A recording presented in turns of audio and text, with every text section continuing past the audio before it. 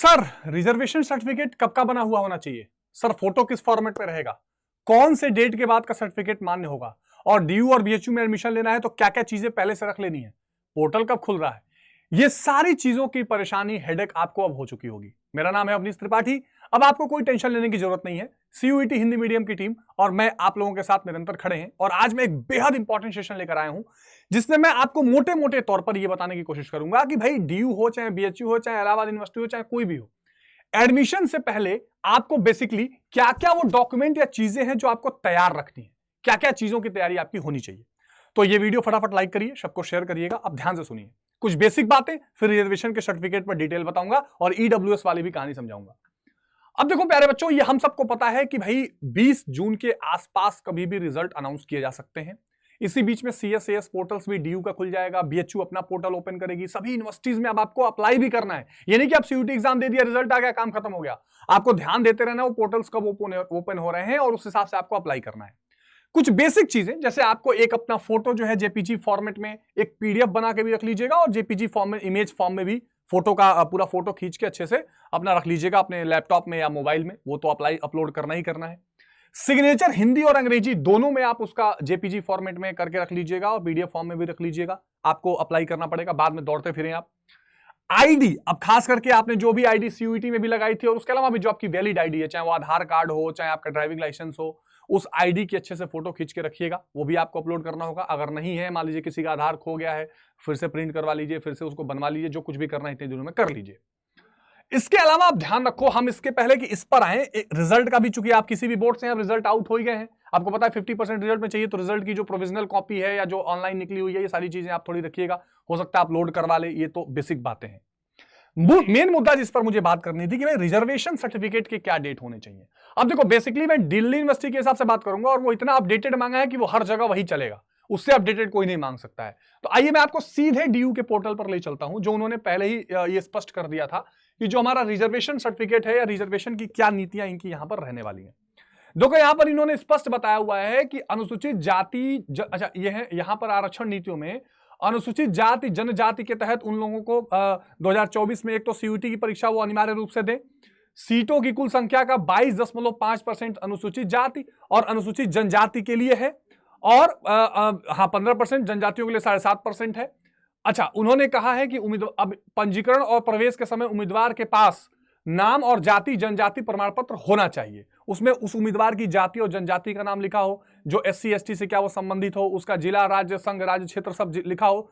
सबसे इंपॉर्टेंट बात, किसको कौन कौन वो इशू कर सकता है, सर कहां से इशू होगा, कौन कौन सर्टिफिकेट इशू करो तो मान्य होगा। देखो लिखा हुआ है, जिला दंडाधिकारी, अपर जिला दंडाधिकारी, कलेक्टर, उपायुक्त, अपर उपायुक्त, डिप्टी कलेक्टर, प्रथम श्रेणी का stipendiary magistrate, city magistrate, sub divisional magistrate यानी SDM, taluk magistrate, executive magistrate, extra सहायक कमिश्नर, ये कोई भी उसको जारी कर सकता है।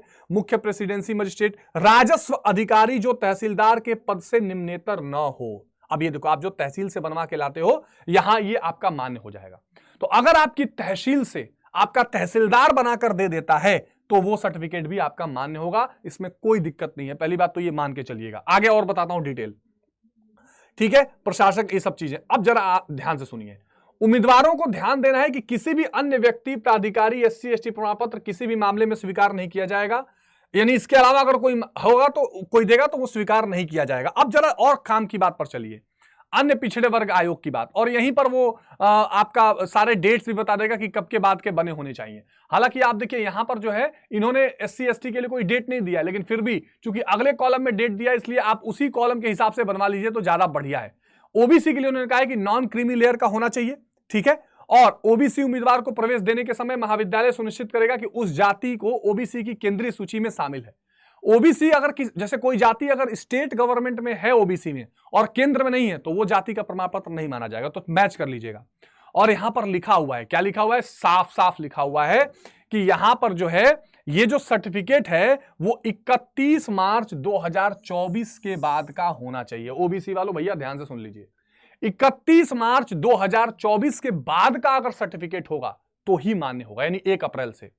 जो ईडब्ल्यूएस वाले हैं वो भी ध्यान रखिएगा, जो ईडब्ल्यूएस वाले हैं वो ईडब्ल्यूएस वालों को जो 10% की छूट मिलती है वो भी 1 अप्रैल 2024 के बाद का होना चाहिए, बनवा लो नहीं बनाए तो। 1 अप्रैल 2024 के बाद का ही ईडब्ल्यूएस सर्टिफिकेट मान्य होगा। इसको आप क्लियर करके रख लीजिए, इसमें कोई डाउट शक शुबार आपको नहीं होना चाहिए। ठीक है, ये देखो ईडब्ल्यूएस के यहां लिखा है, यहां भी 31 मार्च 2024 के बाद का जारी होना चाहिए, इन्होंने स्पष्ट कर दिया है। इसमें कहीं कोई किसी तरीके की शिकायत नहीं है। देखो अब यहां देखो, ये जो पीडब्ल्यूबीडी है, ये बेंचमार्क दिव्यांगजन है, ये सारे जो लोग हैं इन लोगों के लिए भी दिया गया है। अब देखो बेंचमार्क जो पीडब्ल्यूबीडी वाले बच्चे हैं, उसमें लिखा गया है क्या कि 1 जून 2021 के बाद का उनका सर्टिफिकेट होना चाहिए।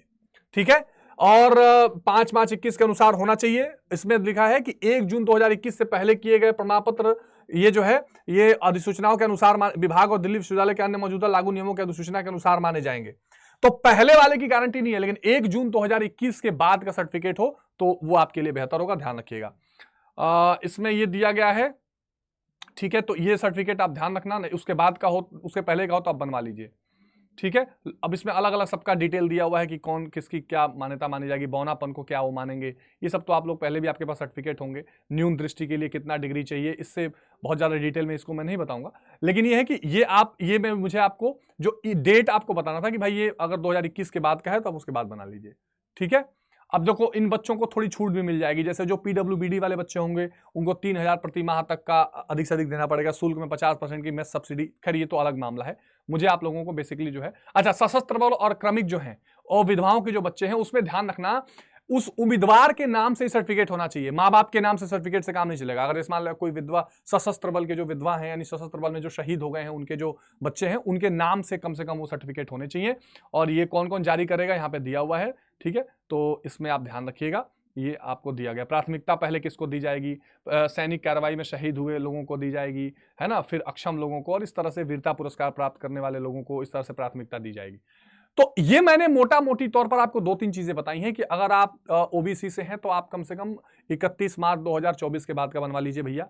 ईडब्ल्यूएस हैं तो भी बनवा लीजिए, और इसके अलावा जो पीडब्ल्यूबीडी होंगे वो आपको मैंने बता दिया 2021 वाला मामला है, और बाकी जो डॉक्यूमेंट चाहिए वो भी मैंने आपको समझा दिया है। ठीक है, तो आई होप कि ये वीडियो आपको बहुत काम की लगी होगी, और किसी तरह का कोई समस्या हो तो कमेंट बॉक्स में बताइए।